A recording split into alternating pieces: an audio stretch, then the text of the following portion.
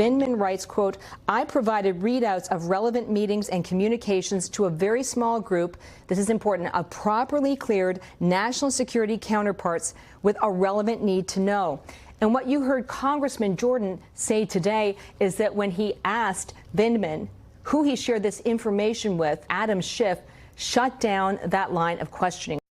Oh, why didn't they want that question answered? Well, the possible violation Herridge notes and that Jordan was trying to get to is an answer on 18 U.S. Code 798, leaking classified information. So, Robert, should Vindman and those actions be looked at here under that statute? There's also another statute of talking with a foreign government, which we'll get to. But what about that particular statute? I don't know why that inquiry got cut off. I mean, I suspect the reason is that Adam Schiff seems to be concerned about protecting the identity of the whistleblower, which may explain why he wasn't going to allow any what amounts to cross-examination of Colonel Vindman about who he shared information with. But understand also all of this is, of course, behind closed doors. So I don't understand really what the concern is if there's legitimate cross-examination by Republicans. And the fact that that got shut down only serves to essentially re-emphasize yet again that this resolution that apparently the House is going to vote on Thursday is flawed because it's partisan.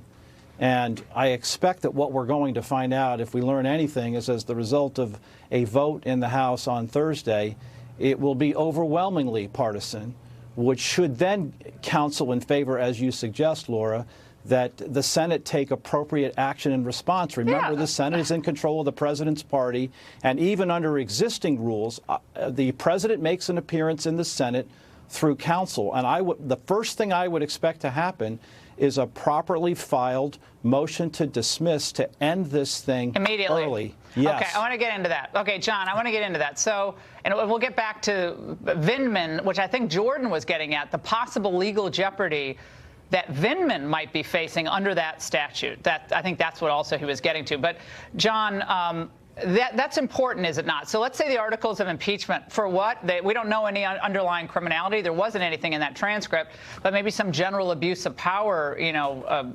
stuff. So that arrives, and then Mitch McConnell at that point can do what? Can he immediately move to a motion to dismiss to the Chief Justice? They certainly can. Look, during the Clinton impeachment, there was an effort to try and have witnesses brought forward, and that was shut down. The Senate has full control over how to conduct its impeachment inquiry. And if it just says this was a rank partisan thing, there's no evidence here. We're going to have a vote right now and to decide whether we're going to convict on the articles of impeachment. And the vote's going to be 53 to 48 because it'll be partisan there as well in all likelihood. And the American people will understand that this has been a partisan hit job.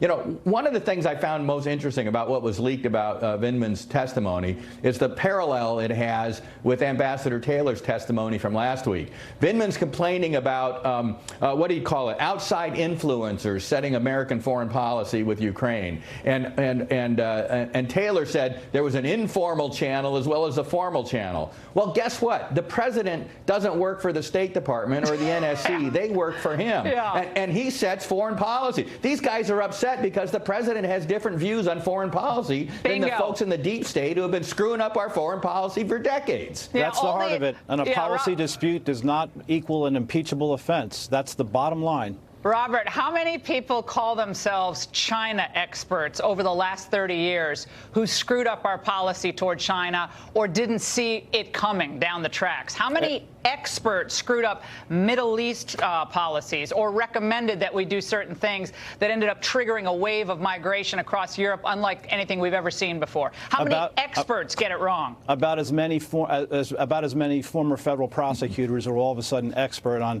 how to handle impeachment proceedings and whether or not the president has committed a crime or whether there was an illegal quid pro quo.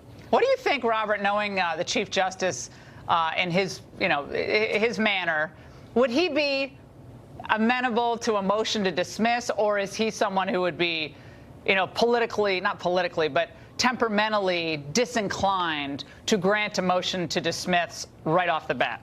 Well, of course, because under the Constitution he presides, he would receive that motion. But if past practice is any indication on something as important as that, he would refer that motion for a vote to the full body. I do not believe that he would dispose of that motion on his own. Right. He would not rule on it. He would refer that to the body for a vote.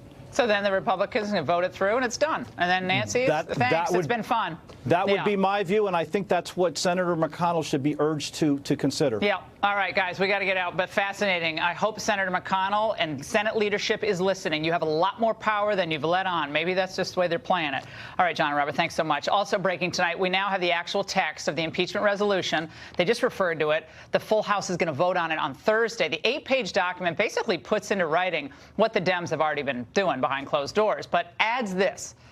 It would allow the president or his counsel to participate in impeachment proceedings held by the House Judiciary Committee. The resolution explicitly stating that the Judiciary panel will decide whether articles should be reported to the full House. Here now to respond, Congressman Doug Collins, ranking member of the House Judiciary Committee.